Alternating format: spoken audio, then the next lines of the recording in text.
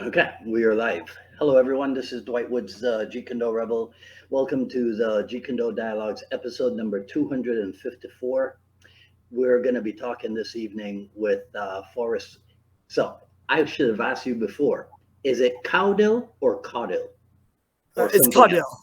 I, It's you Caudill. know, different parts of my family say it in so many different ways, but I say Caudill. Okay, so where different parts of your family? Where are you guys from overall? Um, Half Scottish, half Irish, and then Oh landed in man, America, and then dispersed y'all. everywhere. Oh, okay, so y'all are messed up. Oh yeah, yeah. Half Scottish, half. Oh God. Yeah, I know that's a dangerous combination. My friends, Yep. we put the fun in dysfunctional. In my family, we put the dis in family. Yeah. Right? Yeah. So because somewhere then somebody spells it Coudhill. Mm, I bet you, right? probably. Yeah. Yeah. Somebody does. Okay. But all right. So I gotta tell you this. So we have. Well, no. Okay, you and I have one thing. Wait, did I introduce you? Did I tell people who you are?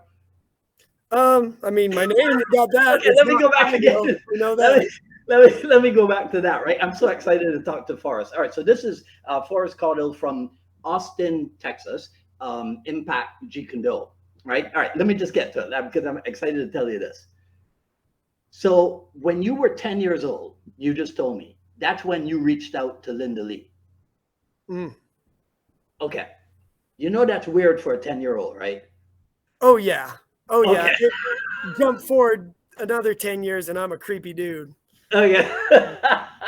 So how explain that to me? What if you don't mind telling me what year that was? Yeah. Well, I'm about 40 now, so Okay. about 30 years ago. And I was Okay. roughly 10 years old. I don't exactly remember, but um, I lived in Boise, Idaho, and Hmm. it's actually funny because I was a huge fan of Bruce Lee, but there were Right. no Jeet Kune Do schools. I mean, Boise was a lot smaller. Now it's like Yeah. Yeah. growing leaps and bounds, but it was a lot smaller at the time. And so I get into all these like recreational karate and that sort of thing, and I'd be doing the forms, and then because all the Bruce Lee books, he punched with a vertical fist. I would look around if the instructor wasn't looking. I'd turn my fist like this, and and so I was always like really enamored with Jeet Kune Do. And Hmm. then somebody just mentioned that Linda Lee actually lived in in Boise. Boise, Idaho, Right. and I found out her current last name and looked her up in the phone book back when we had phone books and Hmm. called up. It actually wasn't her; it was her current husband, and Right. spoke with him. And then I would just like call him every like maybe every once a month just to ask. Which it had to have been really weird to just have somebody call a guy to ask about your wife's widowed Right. husband, because I'm just asking, what about, did Bruce Lee do this? Did he do that? What was his thing with this? And then one day in the mail, Linda Lee had sent me this. So I only talked to her husband, but Hmm. she sent me her biography book, a really nice letter on Jeet Kune Do stationery, and a picture of her son Brandon. And like to me, that was like Yeah. gold right there. Like somebody Yeah. just sent me the biggest gift I've ever gotten.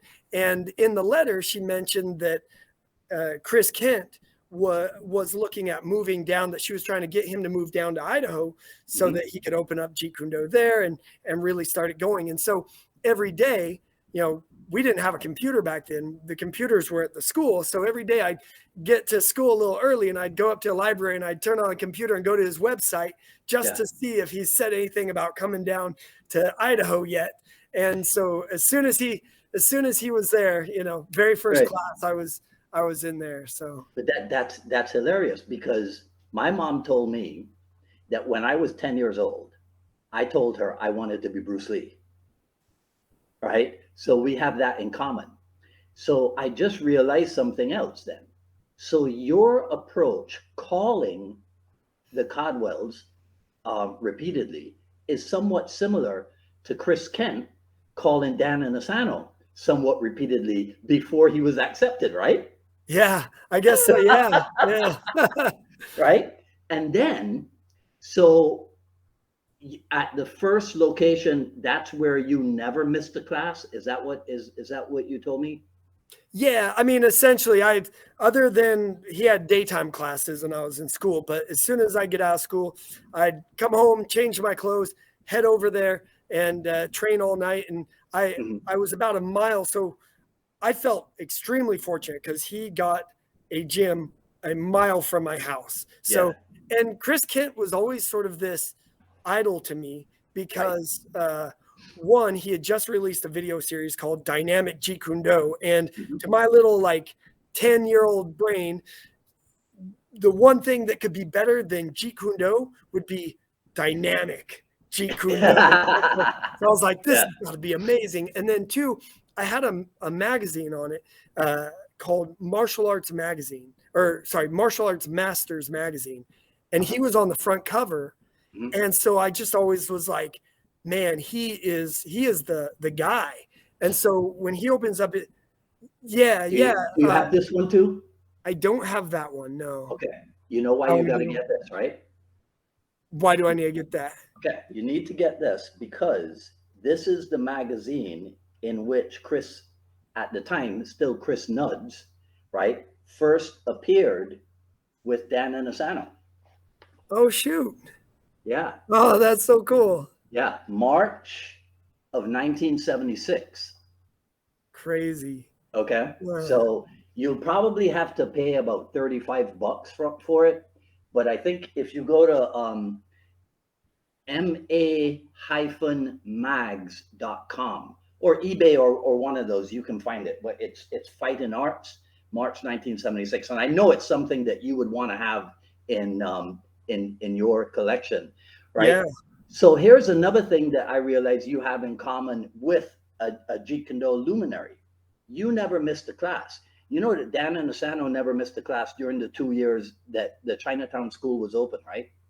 I did not know that. That's awesome. Yeah. Yeah. He seems like a sponge. I mean, as soon as jiu-jitsu came on the scene, he was like in his 70s maybe, and got his jiu-jitsu, maybe 60s, got his jiu-jitsu black belt. Like that guy just seems to just soak up martial arts left. Well, yeah, he has said words to the effect that it's not so much that he prefers, right? Probably better to say that he enjoys being a student as much as he enjoys being a teacher. You know, so sometimes, you know, it's like people like me and you, we teach every day. When we get a chance to go to a seminar and just be a student, it's such a relief. Yeah. You know, you don't have to worry about being in charge. You don't have to worry about being the one on the spot having to highlight whatever. You can just stay in the back and be nobody. You know what I mean? 100%. Yeah. Right? Yeah. Okay. So the other thing I was really excited to talk to you about is Mike Massey. I didn't know that we had Mike Massey in common. Right? Because he was certainly, now, is he, what's it called? The Fight and Fit boot camp. Is that through Mike Massey or is that through Bedros Keuilian? Which one is it? Oh, it is Mike Massey. It was Mike. It is Mike Massey. Yeah. Okay. Bedros was a Fit Body boot camp. Okay. All right. Okay. So, interesting that you actually know who Bedros Keuilian is. Oh yeah. Yeah. Okay. So you stay on top of the business side of things, don't you? Yeah, definitely. Well, Mike Massey, and hold on one second. Mike Massey, he actually, it's funny because that's one of the things that I was like, man, that's awesome that like I've seen your interview with him, seen your interview with Chris Kent. So it's really cool that you know, we do have those connections. Yeah. Mike Massey, so he helped kind of mentor me in getting my own thing started. I had joined like his how to start a martial arts gym company when he back like in 2010-ish. And at the time, as we started talking, found out hey, I'm in Austin, Texas. He's in Austin, Texas. Yeah. So we started meeting together, and he's helping me build the gym. And one of the big things that he told me was, if you want to be a full-time martial arts instructor, be a marketer first and a martial artist second, or a martial arts instructor second. And I was like, so I started kind of gobbling up different marketing books.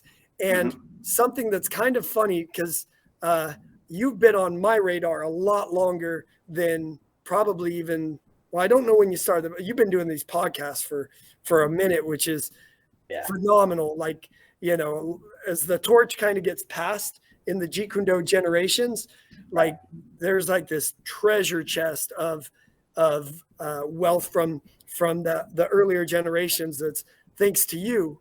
And so that's awesome.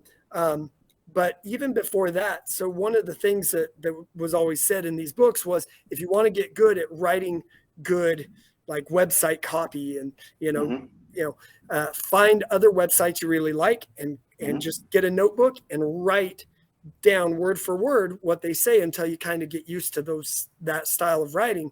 And your website was actually I've got a notebook with like a week's worth of every day I wrote your website. No, by line. So that's so hilarious. Yeah. That's okay. All right. So here's the thing, right? Okay. So if Mike Massey was here with us and we were to mention the name Dan Kennedy, he would know who he is. Would you know who he is? Yeah, legendary copywriter. Okay. If we were to mention the name Gary Halbert, Massey would know. Do you know who Gary Halbert is? I don't. Okay. So if you know who Dan Kennedy is, you got to go back a little bit, right? And find out who Gary Halbert is, because I'm pretty sure. So I learned that same technique, right? About writing it out. Okay. Word for word. I first heard that from Kennedy, but I think he got it from Halbert.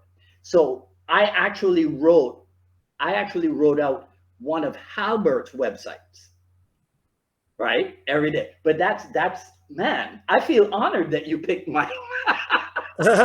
Right? Because so here's the funny thing. You know who wrote the script for my telephone answering information call? Dan Kennedy. Oh, crazy. Yeah. Because when I was a student at Blazer Kennedy, on one of the calls, we got to spend like our own 5 minutes or whatever, and so I recited what I had already written out, which actually the first version was more influenced by Brian Tracy, right? So I read it out to him, and he goes, okay, that's pretty good. He goes, but here, do this and do this instead, and this other thing instead. So Dan Kennedy ended up writing my information call script. Right? That's insane. Yeah. He's right? Like the Bruce Lee of that era, of that of man, the marketing.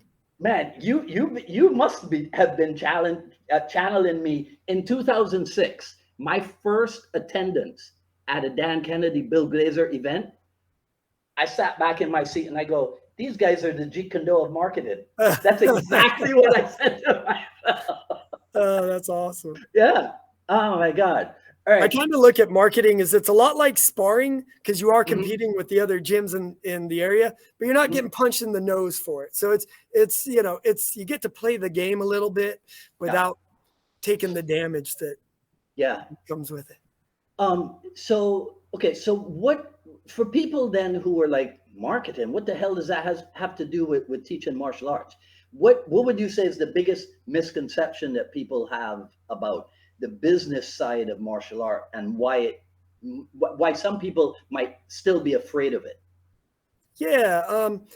Well, the probably a main thing is just that piece of, if you want to do this full time, you probably either have to find someone that's a great marketer and work for them, or be a great marketer.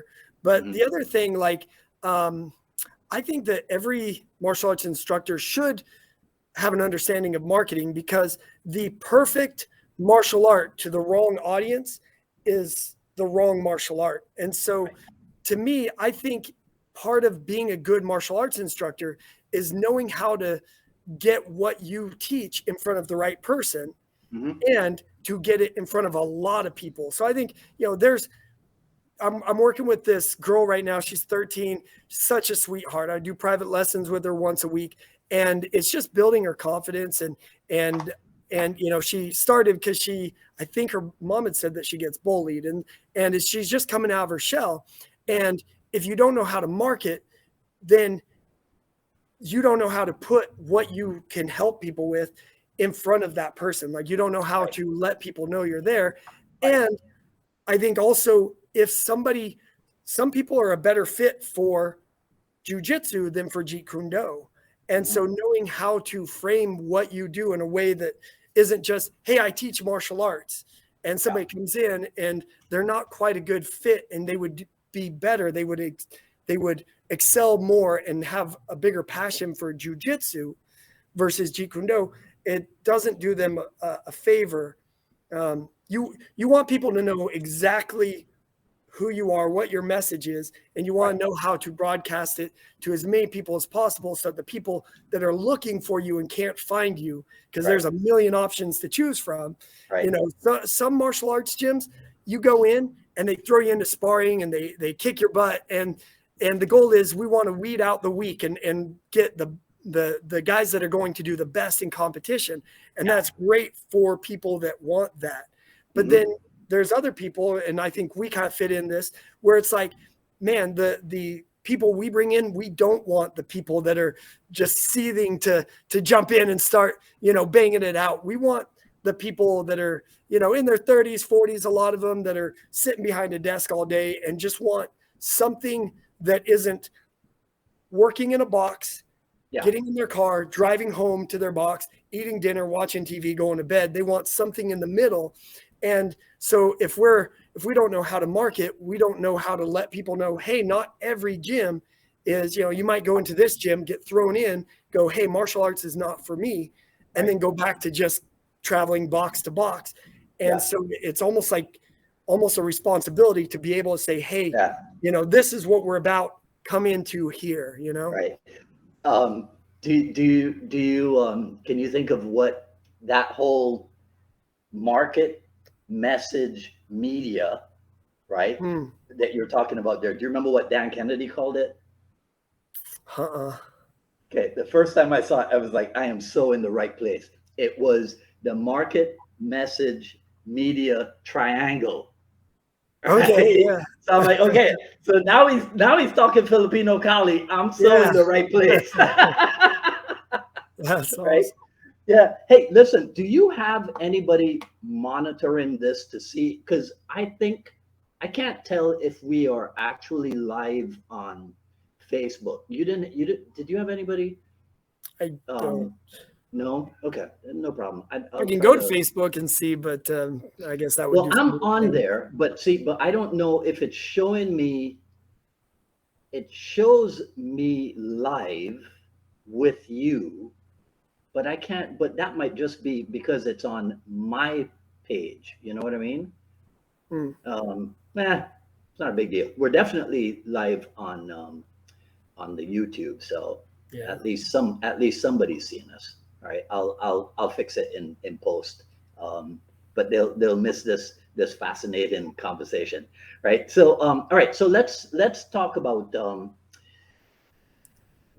So you trained with Chris. You said from the first class until the last, but what does that mean? Did he close, or did he just move, or did you move? Oh, I just meant like as I would get home, immediately put on my stuff, head there. I would bike to the gym, and then the very first class he had, which was usually a beginner class, I would be in it. I would jump in and be in it, and eventually led the beginner ones for him. And then at the end of the class, he would usually be dark. He would throw my bike in the back of his car. I'd help him clean up for the night, and he'd give me a ride home. And that was just like basically every day.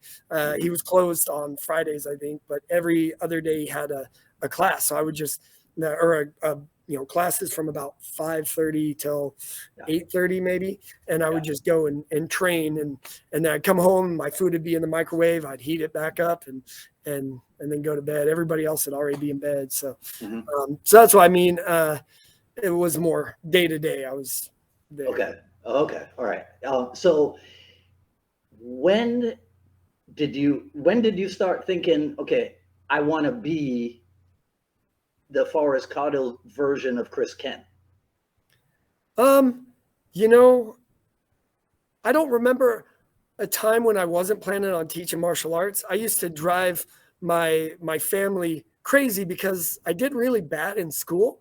And every time they would you need to get good grades so you can get a good job. And I'd be like, I'm going to teach martial arts. They're like, Right. You can't do that. That's not a real job. And anyway, I don't know. There's never a part where I didn't. Okay. But I do remember being really excited when I was throwing kicks on the pads, and Sifu Chris Kent's wife came up to me, Leslie, and was like, you move just like a young Chris. And I was like, Yeah. I remember the first time that I saw him move, because I met his partner in crime, Cass Magda. I met him before I met Chris.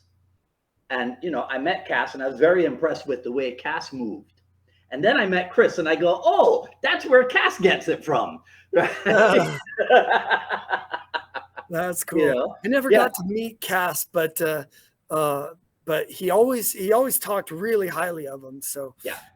Well, if you ever do, they're like brothers. It's ridiculous. What does your family say now? Because you've been full-time professional martial artist for how long now? 13 years. Okay. So what do they say now? The ones who used to say, "Oh, that's not a real job."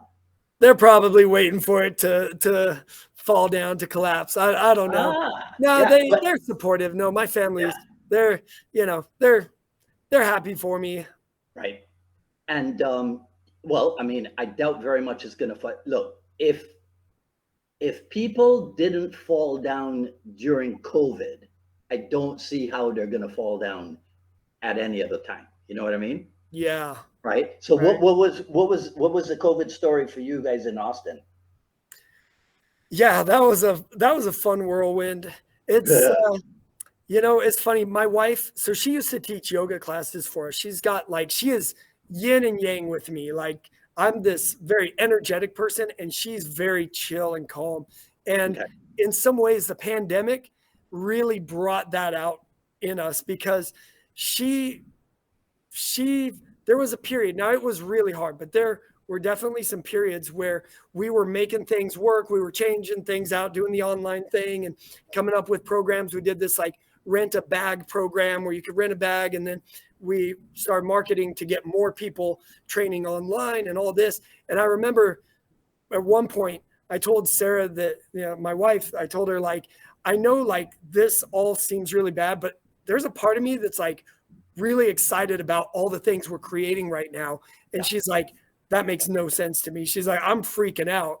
And, but I'm over here this is actually kind of exciting. We could do this and we could do that. And so, but there were definitely, it's one of those things where there were a lot of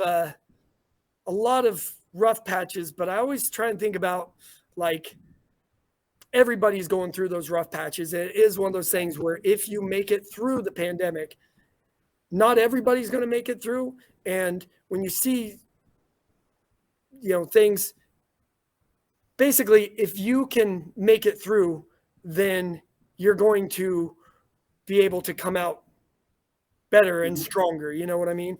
And so there was something that I found really inspiring at the time. There's a guy, Eben Pagan, and he has a book called Opportunity. And my wife and I were like, let's read that during this time, because, we don't want to focus on the negative. And he talks about that, this thing called the emergent, what do you call it? Emergent property. It's basically the idea that if you get a bunch of, you get cells and membranes and all these, you create a person even though it's just a bunch of random items together, they make a person, or two hydrogen atoms and an oxygen, right?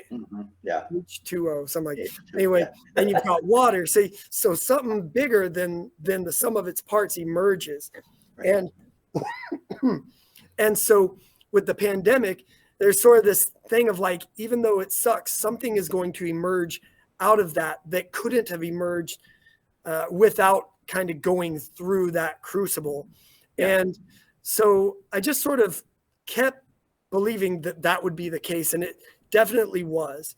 During that period of time, I knew a lot of gyms were going to be shutting down. And I thought, well, you know what? Now's a great time to try and find a really awesome coach to help me build. At the time, we had like 12 different coaches, but each one taught like a couple of classes. And nobody had a ton of skin in the game as far as, I wanted to do a lot more with the gym than just teach classes. And nobody, everybody was doing kind of as this little side thing. They got a little bit of money for, but I wasn't paying their bills. And so when the pandemic happened, we lost most of the coaches. Then I thought, I need to bring someone on full time. And right now is the best time to find an amazing coach that is basically kind of on sale, someone I can afford right now. And so I found a gentleman in Chicago named Coach Corey. And sure enough, he was teaching out of an MMA gym. And he's a very active competitor, extremely passionate about martial arts, like just off the charts. That's all he does. And certified in Jeet Kune Do, but also certified in a lot of other things. Yeah. And so he came down and started working with me and started a Muay Thai and a Jiu-Jitsu program and just helped really rebuild the gym. And now he teaches the bulk of the group classes and I teach mostly the private lessons. Okay. And so it's sort of freed me up. We've created something. And so sort of this like I have, when I hear stories about the Jeet Kune Do greats, the people, my instructor, and you grew up in that time period where you got to actually grow up with these guys and learn from these guys. And I hear the stories, and one of the things that just captures my imagination is that idea of that backyard group that Daniel Santo had. And my understanding of it, and of course, correct me if I get any history wrong, but my understanding was when Bruce Lee became really famous, he shut down the schools, the Jeet Kune Do schools, because he didn't want a flood of people to come in. And now Jeet Kune Do sort of just becomes this thing where it's the only way to teach a big class is like, here are techniques 1 through 10, and so he wanted to keep Jeet Kune Do a smaller group. And so you had and then from what I understand, that's where the Jeet Kune Do concepts approach sort of came out. Was Daniel Santos said, well, I'll teach to the group, I'll teach to the masses Jeet Kune Do concepts, and then to the backyard group, we'll go with the original Jeet Kune Do curriculum. Is that sort of the? That's essentially it. I think there are other aspects to it, because but you're correct in the numbers, small numbers, or low numbers but high quality, right? That was definitely a Bruce Lee thing. But and then there's also the idea of Jeet Kune Do not becoming too commercial, and to this day, there are still people who will accuse other JKD people of being commercial, right? Yeah. So a long time ago, I said, well, you use the adjective commercial, I use the adjective professional. You see? That.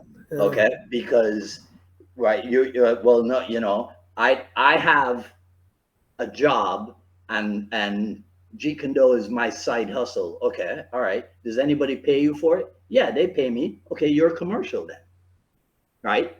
But you're not professional because you don't do it for a living. Yeah. Right? And see, this is the thing. Anybody who opts to do this martial art for a living But Jeet Kune Do as the martial art, the martial art, which is the baby of one of the most famous martial artists of all time, but as your teacher says, has such an identity crisis that even though everybody in the room knows who Bruce Lee is, only 1% of the room knows what Jeet Kune Do is. Mm. You know, and that's not right.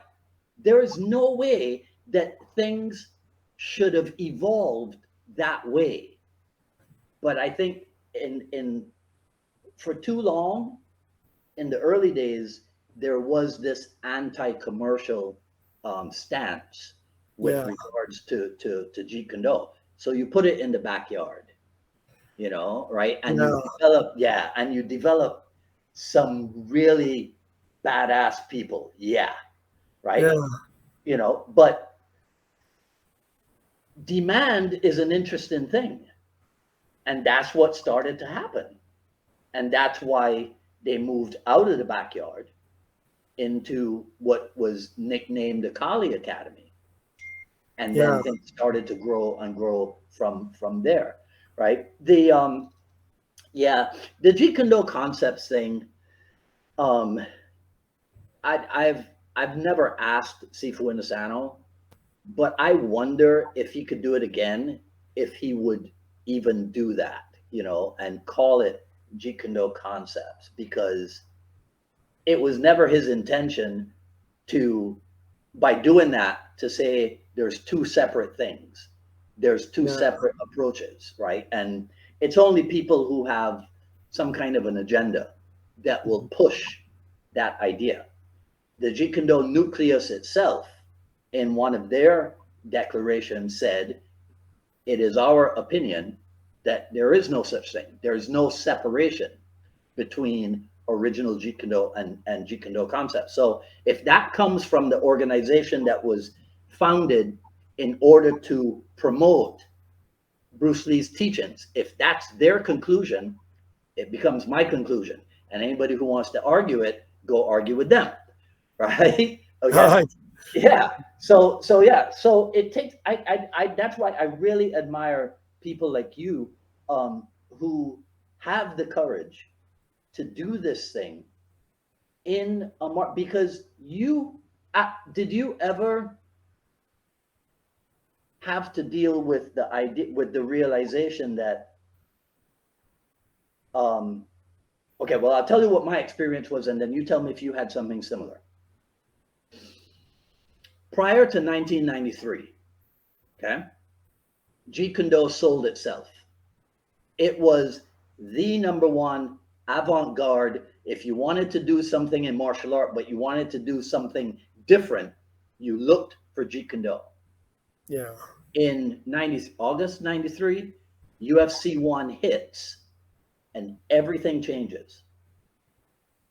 Because now the Gracie name almost overnight becomes a household thing. You know? So now people are looking elsewhere. Did you go through anything like that?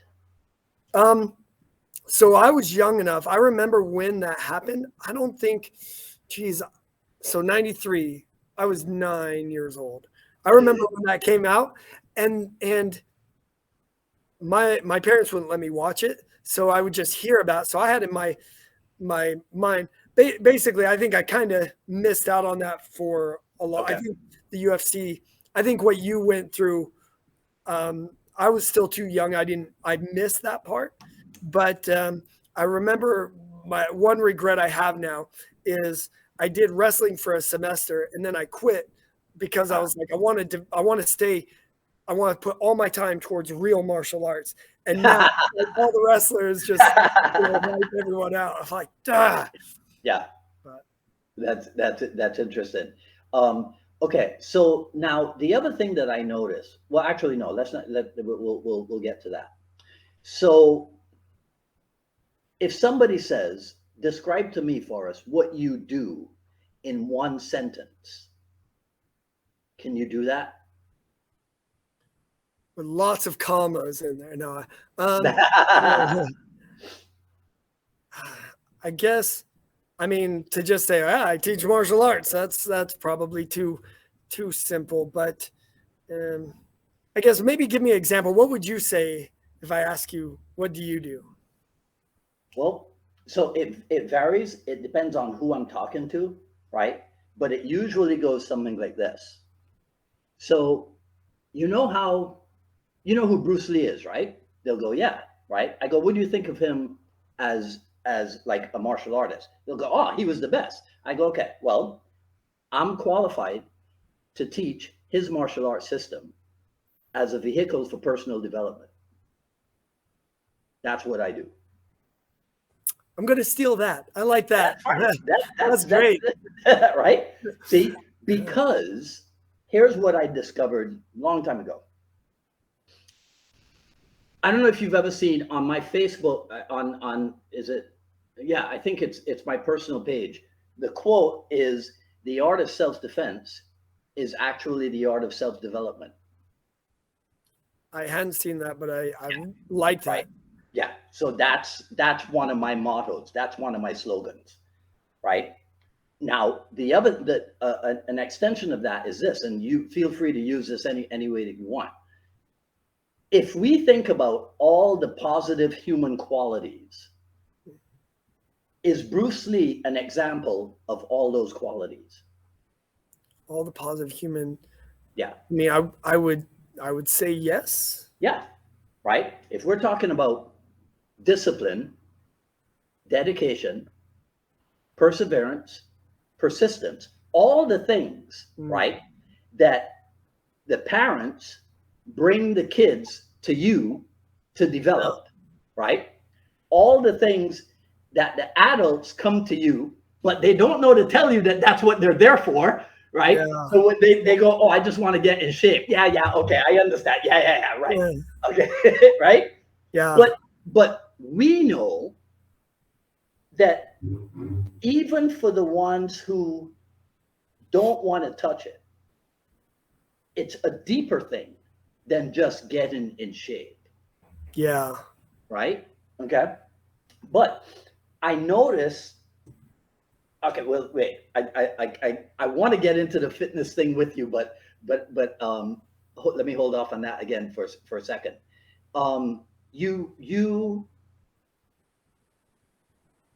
When you graduated high school, what did you do? Where did you go? Did you go to college? I didn't. What did you do? This is interesting. What did I do? Well, so I grew up Mormon. So I went on a mission. Yeah. I went and knocked doors for 2 years. Ah, nice. Yeah. So, but yeah. So and then I came back and then moved to Texas and started doing my thing. Okay. At what point then did you become a personal trainer? That was mostly, I would say, influenced by Mike Massey. Just kind of that, like he wasn't the one that coined this. I heard this somewhere else, but this idea of having your freedom business and then like your passion. And so your freedom business is like what you do to bring in the money. And then the passion is what you actually love to do. And kind of the way that he would maybe say it is the freedom business is either you're teaching fitness or you're teaching kids classes, because as far as fitness goes, most people want to lose weight. Most people want to get fit. Most people don't want to get punched in the nose or become the next Bruce Lee or Right. And so it's like, if you're only marketing to the people that want to be the next Bruce Lee, you've got a very small market. But if you market to people that want to lose weight, doing something that isn't just lifting weights or running on a treadmill, then so the kind of the fitness route, the kickboxing, the fitness kickboxing was sort of my freedom business. It was something that I enjoyed doing. And I honestly, I don't know which one I like better. I love delving deep into the technical aspects of martial arts, but I love the just kind of goofy playfulness you can have when you teach a fitness kickboxing class. But that one is the one that sort of like paid for me to teach Jeet Kune Do the way I wanted, because, there's another thing. Jeet Kune Do, I know a lot of people, and I'm sure you've seen this because, I know Chris Kent is not a fan of kind of the, like seeing like belts coming out and just a lot of things in Jeet Kune Do that maybe are designed to help stroke the ego and get some extra money in, but kind of goes against some of what Bruce Lee was trying to do. And the beauty of having something separate allowed me to run the Jeet Kune Do program the way that I wanted to run it and not go, well, if I don't, add belts to the system, then I'm not going to be able to pay my bills next week. It's like, I can pay for things with the, I can market the fitness kickboxing, and the Jeet Kune Do people, they're going to find me. It's not hard. If you're looking for Jeet Kune Do, there's only so many of us around. Right. So, I never understood, right, why JKD people did not look at the successful Taekwondo or karate schools, right? And you go, okay, so wait. So they have like the general classes, and then they have Black Belt Club. See, to me, since Black Belt Club is where all of the high aspirants, that's where you put them. That's where they want to be, right? So for me, the Jeet Kune Do the Jeet Kune Do Club was the equivalent, right? Or the Phase 4 Club was the equivalent of the Karate Black Belt Club. So we had the general program, but then you did everything the same way that the karate schools, today it's a terrible word to use, but the same way that they groom people towards Black Belt Club, we did the same thing.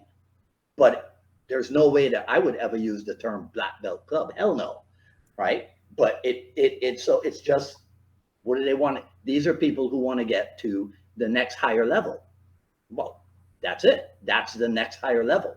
The way I broke things down, Jeet Kune Do is the highest level that there is, right? So, but you were talking about the number of people who want to get in shape, right? Okay. So here's the fantasy question. If he had not died in 1973, Bruce Lee would be 83 this year. Would he still be in shape? Well, there's that famous quote of like somebody asked him, when you're that old, he's like, I'll be the most badass guy at the old folks home or something like that. The right. Quote I'm talking about. Yeah. So, right. I mean, his passion, I don't see. Did you ever hear a story? I don't think I'm making this up, about him like doing like a V-sit hold in front of the TV while like bouncing Brandon on his stomach to keep his abs like, check, while pumping a dumbbell. And I can't imagine what he'd do. I don't know if that's humanly possible to do, right? because I mean, I've seen the picture of him doing the V-sit, but he's using both hands, right? So, but who knows? But see, so right there, even if what you're promoting is fitness kickboxing, you can still use Bruce Lee as a marketing icon. Yeah. Because he fits right in. Yeah. You know what I mean? Right? And you're going to tell me that there's no fitness kickboxing student who wouldn't enjoy watching the Bruce Lee Chuck Norris fight scene in Way of the Dragon? Come on. Yeah, no, you're right. You're right. Right? 100%. So if we're gonna keep, or if we're gonna make or remake or keep Jeet Kune Do relevant to today's crowd, and if today's crowd is into fitness, we can still use him. We can still use him. Unfortunately, well, I don't know. You tell me what you make of this. Everybody, since so many people became influenced by the UFC in 1993, as the UFC evolved, but became a cultural phenomenon, became a societal phenomenon, my theory is this, and you tell me what you think of this. UFC athletes are in phenomenal shape. Everybody sees them every weekend, and they want to be like them. That's why the fitness kickboxing aspect, like you just said, they want to be in shape. They don't want to get their noses bashed in the way the UFC fighters do, but they want to be as fit as they are. So why don't we take the kicking and punching and elbowing and kneeing aspect of Jeet Kune Do and promote that in a fitness kickboxing program? Doesn't that make sense? 100%. Yeah. Right? Yeah.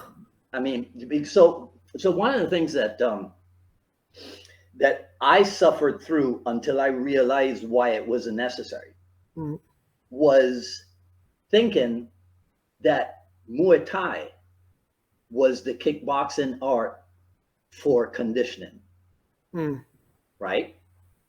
But then along the way, I realized, whoa. The rear round kick in Muay Thai, right, that makes you huff and puff. Yeah. Your lead leg Jeet Kune Do sidekick should produce the same effect. Yeah. Am I right? Yeah, that's a good point. Right? So right there, all we got to do is to inject that Muay Thai attitude into what you could call Junfan kickboxing or JKD kickboxing or whatever. Yeah. You get what I'm saying? Yeah.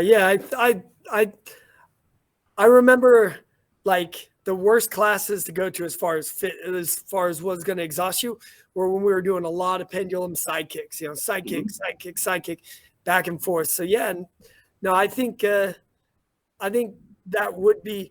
Now, would you use the term Jeet Kune Do kickboxing, like as a marketer yourself? Like, how would you market?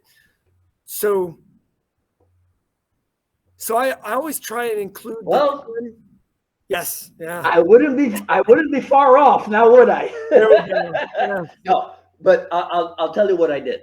Okay, because again, learning from the karate schools around us. Okay, it's all about levels, and everybody wants to level up, right? Okay, so for me, so you see your shirt, what it says on your shirt. Yeah. Okay. This is what I did. If you go to somebody, what's a favorite lunch spot in Austin? Cilantro. Do they have cilantro? Cilantro is one of my go-tos for lunch. Okay, all right. So that's probably like Chili's here in Miami, which is where I used to test out all of this, because we used to go to Chili's for lunch almost every day, right? So much so that I never had to wait in line, and I never had to speak in order for them to bring me my lunch. Okay. And it was always my server, even if I was not in her section, right? Everybody knew, leave Dwight alone, let Tony take care of him, right? Okay. So I used to conduct a lot of experiments at Chili's at lunchtime. So here's one experiment. You say to somebody, hey, what's a kick? They go, it's when you use your leg like this. Okay. What's a punch? Well, that's when you go like that. I go, okay. What's trapping? I don't know. What's grappling? Because remember, this is previous to UFC, right? What's grappling? I don't know. Okay. So everybody knows what kicking and punching is. So start there. You see, because trapping and grappling, because of the nature of what they are more sophisticated than kicking and punching. So you can't start with that if you intend to be well-rounded. You can start with it if what you're going to teach is jiu-jitsu. Yeah.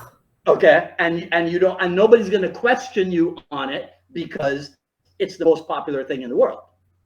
But in JKD, so I broke things down. So you know how, have you ever heard this? I don't know how much experience you guys have with the Penjak Silat. So it's kind of like the mother art was Sarak, but the carrier system, so kind of like the lower level arts for the understanding of Sarak, were things like Tongkat and Bukti right? Okay. So for me, JKD is the highest level. So Junfan kickboxing is the starter point. That's a carrier system Okay. for Jeet Kune Do, right? Yeah. Now, Okay. you see where I'm going with this? Mm-hmm. Right? So now, since the trapping and grappling are more sophisticated, that has to come at a different point in the student's career. It cannot come in their first 3 months. They're still learning how to tie their laces. Yeah. So it's got to come later. So Junfan Gung Fu, right, is the next level up from Junfan kickboxing. Now, Junfan kickboxing combined with Junfan Gung Fu, that's what delivers you to the understanding of Jeet Kune Do. Got it. Got it. I like That's that.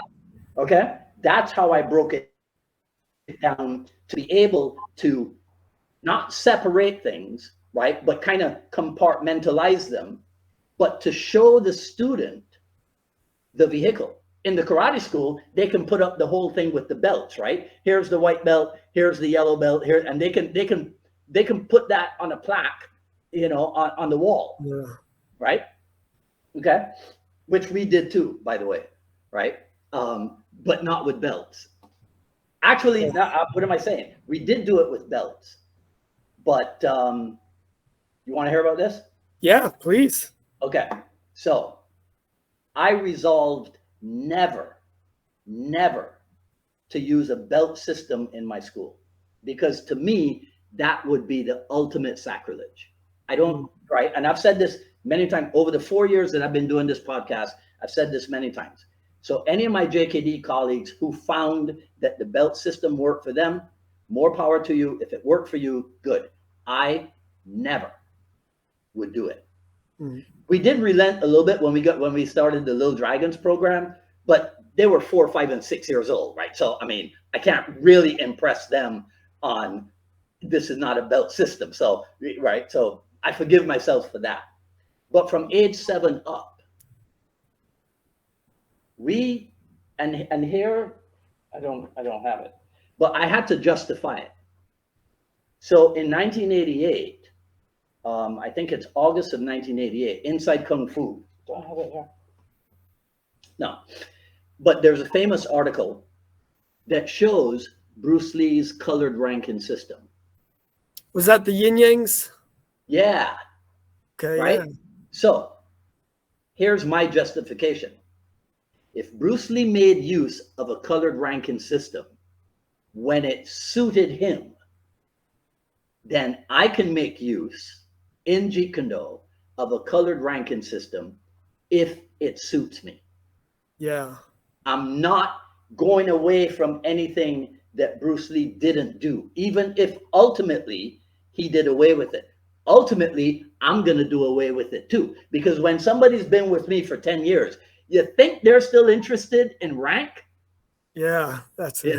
So I'm going to do away with it ultimately as well. You see what I'm saying? Right? Mm-hmm. So yeah, so I mean, I'll talk to you about this another time, because I don't want to do the talking. I'm interviewing you. How do you address the whole idea of rank and level and what have you? Does anybody ask you about it? Yeah, I actually had somebody asking me today, and I mean, I just tell them levels. We just do levels. I have played with our fitness people. I've played with different colored wraps, so kind of the belt thing, but with wraps. Okay. That was kind of inspired by Savat, because they do the colored gloves. Right. Mm-hmm. So the belts definitely feels very, like you said, sacrilege. But I don't know. I'm not too opposed to giving somebody rank, and as long as at the end of the day, I don't know. I don't think people like become where they chase the belts. I think people are either showing up wanting to chase external validation, or they're not. And that's just by, seeing people come into jiu-jitsu, which does have a very regimented belt system. But most of the people, they don't really care. Like, it's like, oh, cool, I got the belt. That's awesome. But beyond that, there's just too much training and it's too easy to buy a belt. That's like, who cares? Right. And the people that do chase belts fall off when they realize they don't get the next belt after 3 classes. Okay. You want another story about what I used to do at my school? Yes. If the topic of black belt ever came up, right, I'd go like, okay, so this is in the initial consultation, right? And the topic of black belt comes up, and somebody says to me, well, yeah, I mean, I'm kind of disappointed that you guys don't have like a belt system. I go, right, because the black belt is important to you? They go, yeah. I go, okay. So I reach into the drawer and I hand them one. I go, there you go. Now you have a black belt. And you don't even need me for this. You can order it off Amazon. And they go, oh. I go, yeah, see, now it doesn't seem as important as you thought it was, right? What's important is the work that you got to do to get to that black belt. Yes. Wow. Okay, so now let's talk. Right? So now we continue. That's cool. Yeah. Sure you get some jaw drops. Yeah. Yeah, right. But you know why I did things that way? Because Bruce Lee is the original radical. So if I'm going to be a descendant of his, then the way I do things, it can't be when you come into my place, it cannot be the same as going into the karate school 3 miles away from me. When you get to me, you got to go, whoa, this is something else, because they're shopping around. Yeah. Right. So when they get to you, it can't be like, oh, well, this is the same as the karate school. No, you got to present something different. And I think that what we have to this day that's still different is Bruce Lee. Nobody else has it. Yeah. Nobody else has it. But I bet you there are probably karate schools or taekwondo schools or maybe even Krav Maga schools that do a better job of linking themselves to Bruce Lee than Jeet Kune Do schools do. Yeah. That's interesting. You mentioned Krav because, yeah, I remember talking to a guy about Krav and he was telling me that, a lot of those guys love Krav guys that go Jeet Kune Do seminars and Jeet Kune Do guys that go to Krav seminars. So there's a lot of kind of co-sharing going on. And I was actually kind of curious. I actually wanted to ask you if like, since you were around back then, did you notice that sort of exchange among the two arts? What I observed was the excellent promotional vehicle that was Krav Maga. That's what I noticed. They were doing a lot of things that should have been done in the JKD world because they tailored their presentation to the audience, right?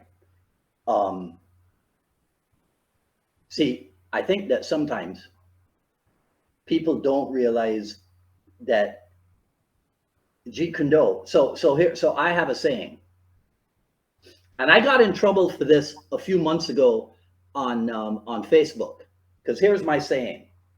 At my school, we shape the art to suit the person, not the other way around. So people misinterpret that to say, oh, so then people could do anything the way that they want to do it, and you will call that Jeet Kune Do? No, you idiot. That's not it. That's not what I'm saying. What I'm saying is that I don't expect the 18-year-old kid and the 48-year-old guy to do things exactly at the same level, because it's not going to happen unless the 48-year-old guy is like some kind of superhuman. That's what I mean about shaping the art. You give people the freedom to express themselves to the best of their ability, which is what Bruce Lee preached, isn't it? So I don't understand why so many people in JKD just don't get this. Yeah. To me, it's ridiculous, right? All right, so let's talk some more Chris Kent. Do you have a favorite Chris Kent book? Jeet Kune Do, the textbook, was the very first book I ever saved up money to buy, because Okay. I mean it's the textbook, Right. it's everything. So I think that one's my favorite. I really liked at the end how he breaks down like different like like the sparring drills, like lead hand versus, like that's how I train all my guys through sparring now. Is they start off lead hand versus lead hand, then lead hand foot to lead hand and foot, and then both hands, and then we start mixing it. All right, you're both hands, you're lead hand and foot, and and it creates a lot of, like, you might be really good at kicking, but if he's lead hand and foot and you're both hands, you have to get good at how do I get past the foot and get to punches, where now I have two hands and he only has one. So I use that model to actually, in the book, he just kind of shows there's like various ways to spar, but I actually use it as sort of like a stepping stone on the way to full both hands, both feet spar. And so I'd say the textbook has been the most useful to me as an instructor. Okay. What about you? Do you have a favorite? Is it that Jeet Kune Do kickboxing? No, actually, it's A to Z volume. I never got the combined, the encyclopedia, so I still have the separate volume 1 and volume 2. And I'll tell you why. It's his writing. Okay, I love the way he writes, and I've sucked up to him very often. Right, he'll post something, and I'll be like, Chris, I love the way you write. Okay. Let me ask you this. Do you know anything about the 1985 accident in Trinidad? Okay. All right. So if you don't know anything about it, then maybe after this, you can ask him about it, whatever. But I will tell you this. The reason why I love and respect him, and always will love and respect him, is because I saw what he is made of. Okay. However many years ago that was, 38 years ago or what have you, right? And so he will always be somebody that I admire, that I honor and respect. I don't care what other stories you could tell me about him. Right? In my experience, he's like that was the thing. I had intended to go through, but I just realized we've been on for 60 minutes already, and I don't like to take up too much of people's time. But let's do it quickly, right? Because I went on your website and clicked on all the little buttons that you have, right? So like the first button is direct connection to Bruce Lee. Okay. And then it says, you didn't get an online certification or a seminar thing. You got it through training with Chris Kent, one of Dan Inostano's original backyard students. Why is that important? So I don't want to say it's I would say it's what, if somebody wants that, then it's important, because honestly, I think that there are some amazing Jeet Kune Do instructors and amazing instructors that just learn from different, that seems to be a very common thing right now, is people who are certified through going to seminars with Chris Kent and a lot of other guys. And I've had the privilege of training with some of them and and really learned a ton. But I think there's something you get from that. And then there's something you get from basically being like kind of the same influence day after day after day. And I guess I don't mean to say like one is necessarily better than the other. I think it just produces a different result. And somebody that's looking for a Jeet Kune Do school might want one, and someone else might want another. Yeah. Some people might like learning from an instructor that's had a variety of other instructors. Ron Veliki, and there's so many legends out there that if you go through kind of the seminar circuit, you can be exposed to a lot. And then there's something about learning from the ground up with one instructor. But okay, I get what you mean. But you know what? I don't know. I'm trying to think now if I ever had somebody come to my school who had a deep insider knowledge, a knowledge of the inner workings of Jeet Kune Do, right? And so they could formulate, oh, well, have you trained with a variety of people, or have you just trained with Dan and Asano or what have you, right? Yeah. See, so here, but I'll ask you this: do you think that in the world of Brazilian Jiu-Jitsu, that people value a connection to Helio Gracie? I would say yes. Right? Gracie name. Do you think that in the world of Kyokushin, people value a connection to Masutatsu Oyama? Yes. Right. Yeah. So we will value our direct link to Bruce Lee, as long as it's a real direct link. If it isn't, if we're making stuff up, then, we deserve whatever we get. But if it's accurate, then there's nothing wrong with that. Okay.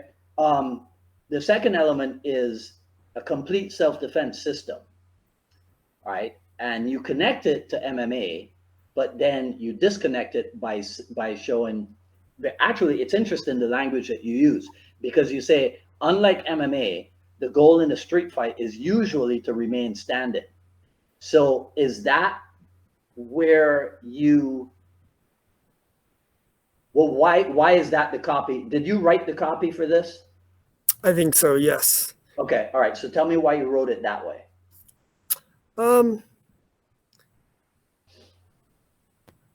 I guess because to me that's what Jeet Kune Do has stood for, is being a well-rounded fighter.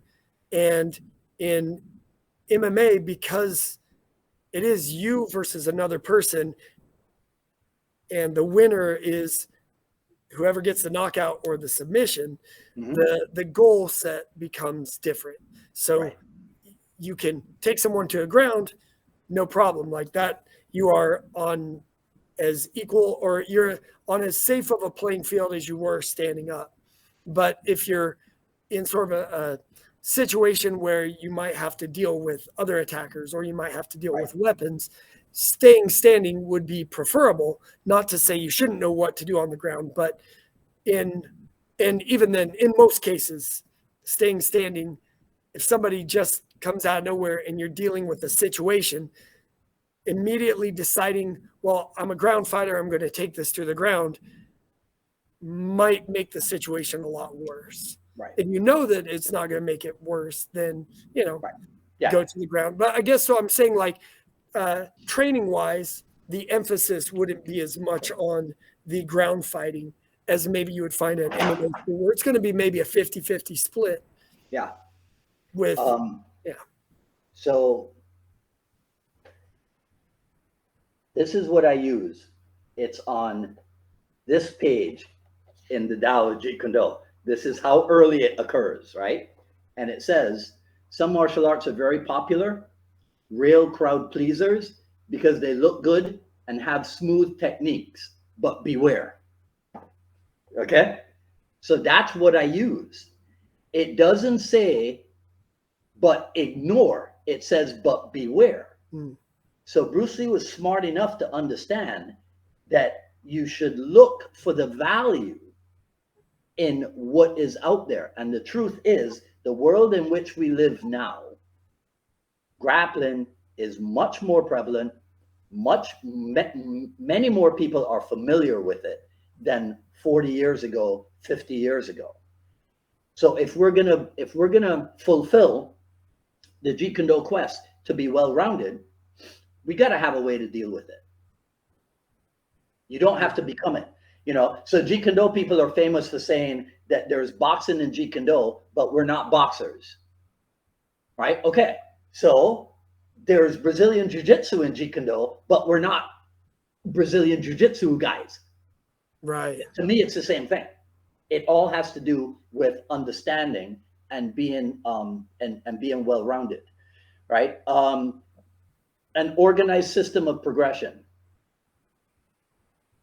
Why is that important to be on your landing page? I think it is. Yeah. I guess first, same reason that somebody would want belts. They want to know that, okay, am I just going to show up and be given random things like today we're doing this, tomorrow we're doing that, and there's no track that you're following, just because we don't like. I think the nice thing with belts is it gives you the sense of there is a path that you are following, as opposed to like if you go on YouTube, you can watch every technique that is under the sun, but there's no path that kind of guides you through. Here's what you need now, and here's what you need next, and here's what you need next. And so that's, I guess, what I'm saying there is that there is a path. That Jeet Kune Do isn't just, all right, today I'm in the mood for us doing this. It's like, here's the next progression that is for you. Yeah. Because there is that popular contention that Jeet Kune Do is a combination of styles, or it's a little bit of this and a little bit of that, or the whole jack of all trades but master of none, right? Yeah. And it's unfortunate that people don't know. And I shouldn't say this because I can't remember the rest of the quote, but if you remember the rest of the quote, it completely negates the first part, which is the best known part, right? Because I think it's something like a jack of all trades but a master of none is better than a master of one. I think I've actually never heard the second part. I didn't. I think that's the entire quote, right? Which colors it completely differently now. Yeah. Right. And then there's the Greg Nelson version of it, which is master a few and jack everyone. Right.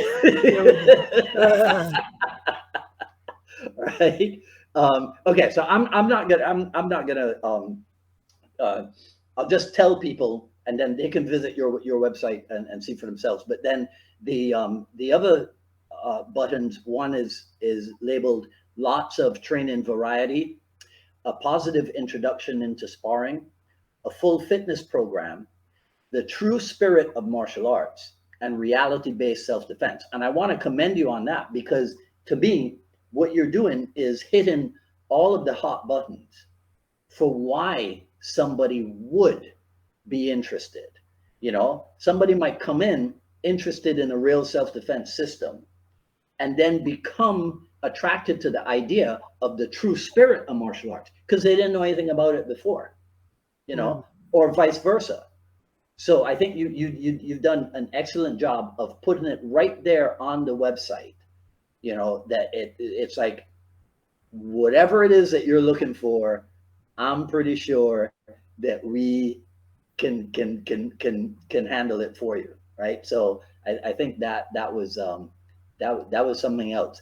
All right, so let's wrap this up. I had made a note about something. Okay, wait. Let me try to find it. It doesn't matter, right? Okay, so let's do this. Summarize for me then, Forrest, what Jeet Kune Do means to you.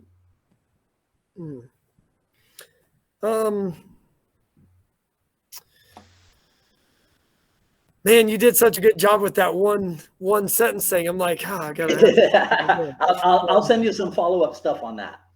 Yeah, definitely.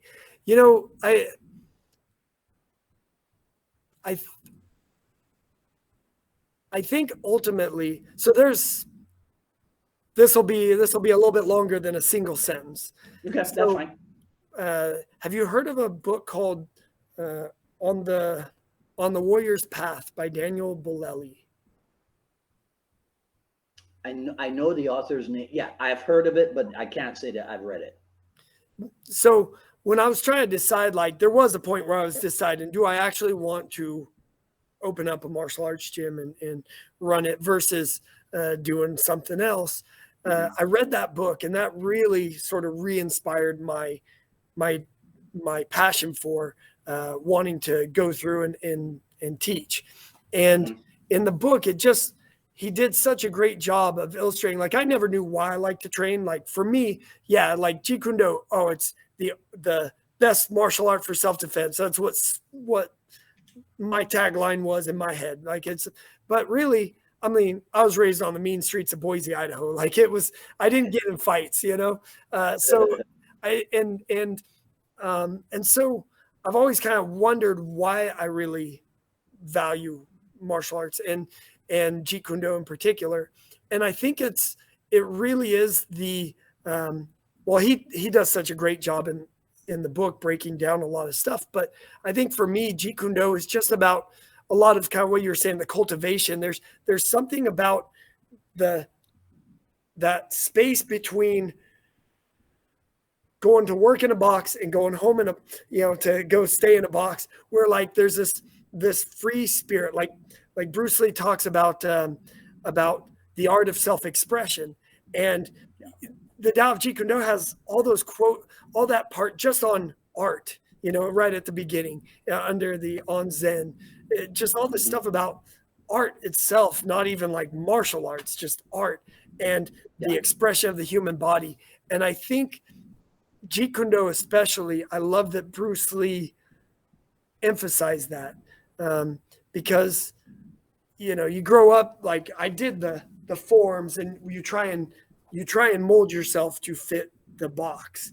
And I think what I loved about Jeet Kune Do is it does pull in a more playful, creative energy into your training.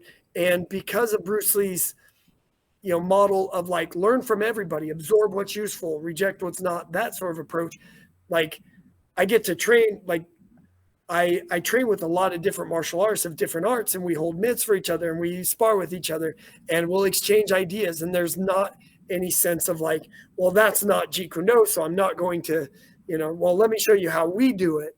It's this give and take. And I think, to me, to say like, I mean, at the end of the day, it doesn't matter what you call it. If you enjoy training and you enjoy hitting a pad, it doesn't matter if you threw a Jeet Kune Do jab, straight punch, or you threw a boxing jab.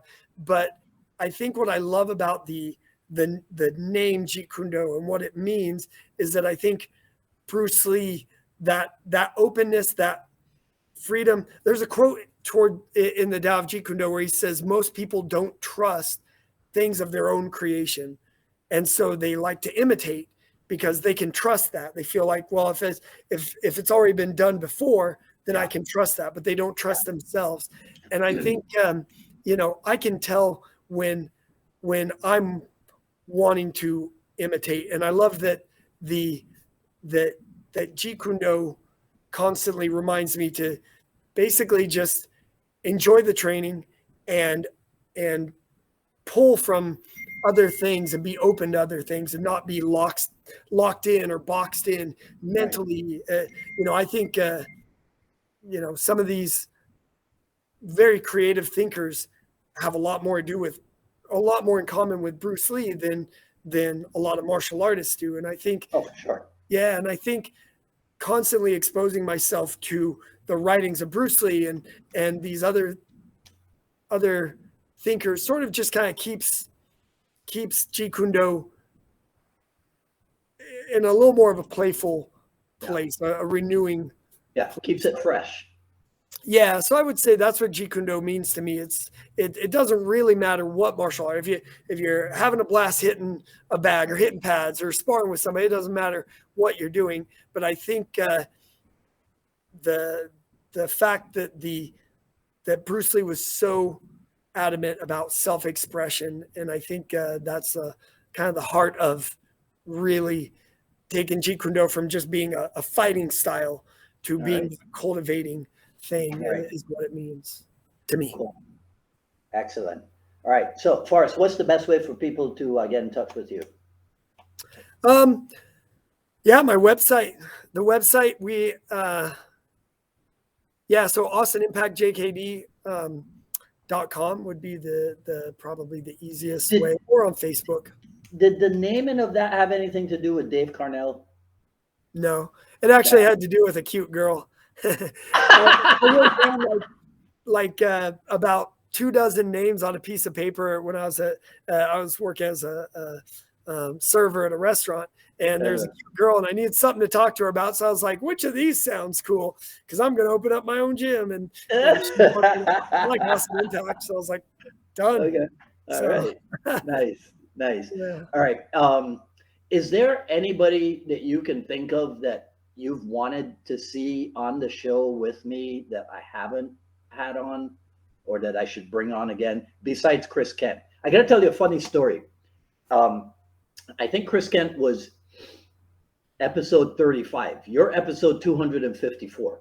He was episode 35. Wow. Right? Yeah. You've had him on more than once. You had him on recently. Yeah, well, I mean, it's time for him to come back, but it's up to him. But the first time I brought him on and we finish up and the phone rings, it's Cass Magda. Oh, he goes, Dwight, what the hell? I go, what? He goes, Chris said this and this, and you didn't go deeper with it. You just went on to your next question. I was like, oh, okay. So I called Chris back and I go, hey, can we do it again? Right? So he became 35A and 35B, right? Because Cass was pissed. And I was like, okay, if there's two people in JKD I don't want pissed at me, it's Chris Kent and Cass Magda. So I was like, all right, let me do this over. That's awesome. Yeah, but is there anybody did you ever think about anybody? Man, so there's a guy, he goes by Mitmaster Matt is his thing, but Matthew Chapman. And is he in the UK? Yes, yeah. He gave me a lot of insight into Jeet Kune Do that I didn't have. There was a period where I was kind of like, the trapping's fun. It's not the most practical. And I got into his stuff, his online stuff, and really enjoyed like I feel like Chris Kent helped me become a really good as good of a martial artist as I am. He helped me the most. But I feel like Matt Chapman did the most to help me really become a better instructor. And so I started going over there once a year to train with him. And he helped, I don't know, he changed my entire view on trapping to where now, I love the stuff. The way that I teach it is a little bit different now, and more influenced by him, but also he's just, I don't know. And he is a really fun guy to talk to, and a really interesting guy. He's got a lot going on, and he's a Jeet Kune Do guy who's also competed in MMA and Muay Thai and all these other things. So he'd be someone, if you end up having him on, I would definitely be excited. All right. Yeah. Well, like I've said before, I don't think I'm ever going to run out of people. You know what I mean? I'm 4 years into it, and actually, I'll tell people now, one of the things that I'm working towards is being able, see, like you just said, you go over there once a year. One of the things I'm working toward is being able to literally take this show on the road and get on an airplane with my tripod, with my camera, with my laptop, with 2 microphones and two headsets, right? And sit down in front of somebody and do the show live in their environment. That would be cool.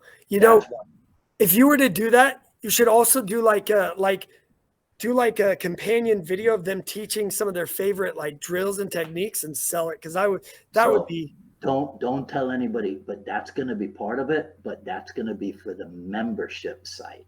Yes. That would be an awesome. Yep. If everything moves ahead smoothly, that should be in place like in the next couple of weeks. Wow. So this isn't just like, not the traveling part, but that teaching aspect. Yeah.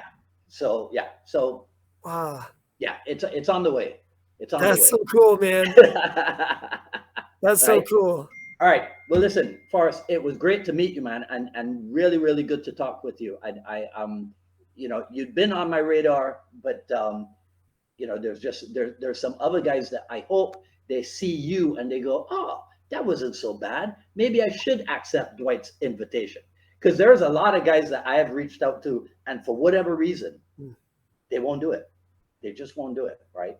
And some of them don't trust me. I think that's what.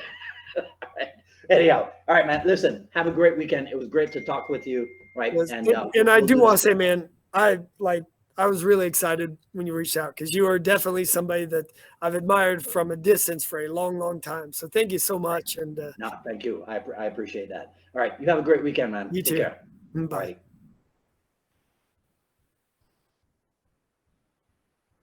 All right, ladies and gentlemen, guys and girls, and others. That was episode 254 of the Jeet Kune Do Dialogues. So feel free. I think Facebook messed me up again. I don't see it showing up in my Be Live platform here. I just see the YouTube stuff. So I'm gonna have to when I sign off, I'll have to go check on Facebook and see if it did carry over. But I can't see anything here that says it does. So my apologies for that. I'll look into it again. I tried to talk to Be Live earlier today before we went live, and nothing came out of it. So anyhow, but go ahead and comment. I'll ask Forrest to take a look and see if there's anything he needs to reply to. Right, and that's it for today. Feel free, share, like, comment. I'll review after posting. Follow me on Twitter at Dwight Woods, on Instagram at Dwight D Woods, at paypal.me/unifiedma. The Jeet Kune Do Journey Volume 1 is available, paypal.me/unifiedma Miami. And if you want to support the show, visit jkdrebel.com, click on the Rebel Gear link, and that's where you'll see stuff like this. The Unified Martial Art Academy Kali JKD t-shirt, available long sleeve, short sleeve, hoodie, and I checked. This is not a coffee mug thing, so sorry about that. Right, but of course, the best thing you can do is to share this video and spread the word about the Jeet Kune Do Dialogue. So, till the next episode, this is Dwight Woods, the Jeet Kune Do Rebel, signing off. You guys have a great one. Talk soon. Take care.